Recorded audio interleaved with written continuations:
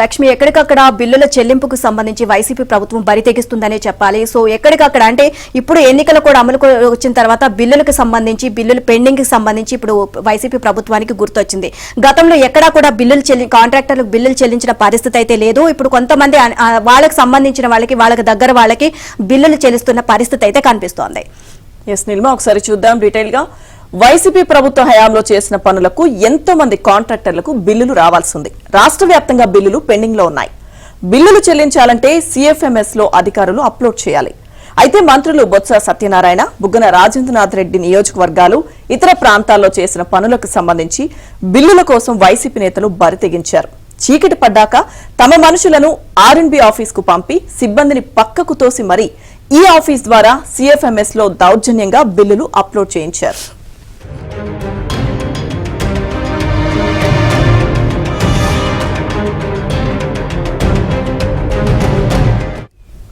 Central road fund కింద వర్కులు చేసిన ఇద్దరు కాంట్రాక్టర్లకు 79 కోట్ల బిల్లులు చెల్లించేందుకు సిఎఫ్ఎంఎస్ నుంచి చకచక టోకెన్ నెంబర్లు కూడా జారీ అయ్యాయి.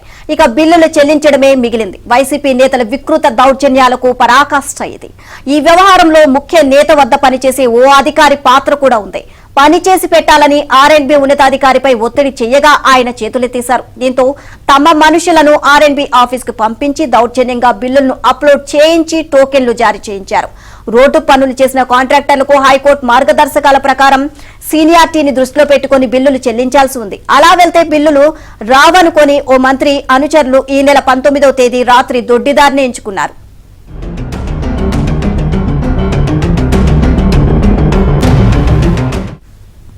ఆర్ఎండ్బిలో సెంట్రల్ రోడ్ ఫండ్ తో పాటు వివిధ పద్ధతులపై చేపట్టిన వర్క్లకు సంబంధించి కాంట్రాక్టర్లకు 1,1100 కోట్ల రూపాయలు ప్రభుత్వం బకాయి పెట్టింది.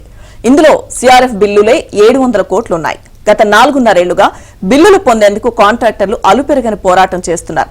ఈ క్రమంలో బిల్లులు రాక ఇప్పటికే 50 మంది వివిధ కారణాలతో మరణించారు. సిఆర్ఎఫ్ బిల్లుల చెల్లింపుపై కాంట్రాక్టర్లు హైకోర్టును ఆశ్రయించారు. 100కు పైగా కేసులు ఒక్క హైకోర్టులోనే ఉన్నాయి. కేంద్రం సిఆర్ఎఫ్ నిధులు ఇవ్వకపోవడం వల్లే బిల్లులు పెండింగ్ లో ఉన్నాయని సర్కార్ కోర్టుకు నివేదించింది.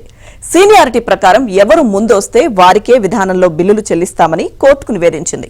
ఇలా సీనియారిటీ ప్రకారం 179 కోట్ల రూపాయల బిల్లులను చెల్లించేందుకు ఆర్ఎండ్బిలోని సిఆర్ఎఫ్ విభాగం బిల్లులను సిఎఫ్ఎంఎస్ లో అప్లోడ్ చేసింది. ఆ నిధులను విడుదలకు సిఎఫ్ఎంఎస్ నుంచి టోకెన్లు జారీ కావాలి. వాటి ఆధారంగానే బిల్లులు చెల్లిస్తారు. ఇప్పుడు అమల్లో ఉన్న విధానం ఇది. ఈ నెల 16 నుంచి ఎన్నికల ప్రవర్తనా నియమావళి అమల్లోకి వచ్చింది. ఈ సమయంలో రాజకీయ పార్టీల్లో ఉన్న కాంట్రాక్టర్లు, నేతలకు బిల్లుల చెల్లింపు విషయంలో అధికారులు, సిబ్బంది అత్యుత్సాహం చూపడానికి వీల్లేదు. నిబంధనల మేరకు బిల్లులు చెల్లించాల్సి ఉంది.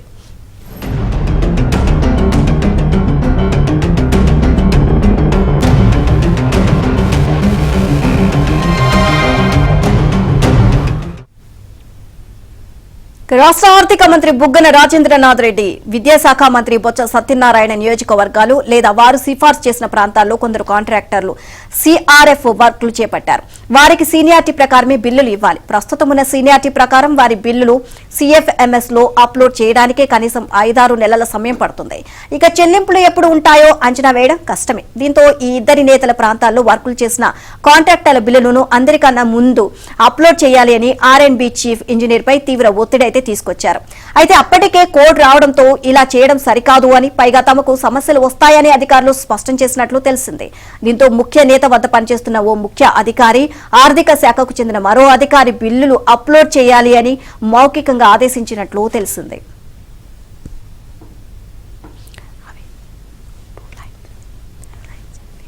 ఇక ఏదైనా జరిగితే తాము చూసుకుంటామని ముందు బిల్లులు సిఎఫ్ఎంఎస్ లో అప్లోడ్ చేయాలని చెప్పారు. ఇక ఇదే అంశానికి సంబంధించిన మరింత సమాచారం మా ప్రతినిధి ప్రసాద్ మనకు అందిస్తారు.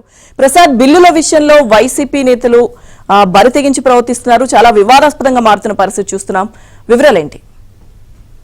లక్ష్మీదుర్గ జగన్మోహన్ రెడ్డి ప్రభుత్వంలో అనేక అరాచకాలు, దారుణాలు చేసినాము. అడిగిన వారు కేసులు పెట్టడం, వైఫల్యాలను తప్పిస్తే పోలీసులు అంతం పెట్టుకుని ఇబ్బందులు పెట్టాలని చూసాం. వైసీపీ ఎన్నికలు కూడా అమల్లో ఉన్నా కూడా అడ్డగోలుగా ఆ బిల్లుల చెల్లింపుకు సంబంధించి వేరే ఆఫీస్ తిరిగి సర్వత్ర విమర్శలు వ్యక్తమవుతున్నాయి. కొంతమంది అధికారుల అన్నదానంలో పుష్కలంగా ఉంటుంది. కింద స్థాయి సిబ్బంది కూడా నోరు మెప్పలేని పరిస్థితి.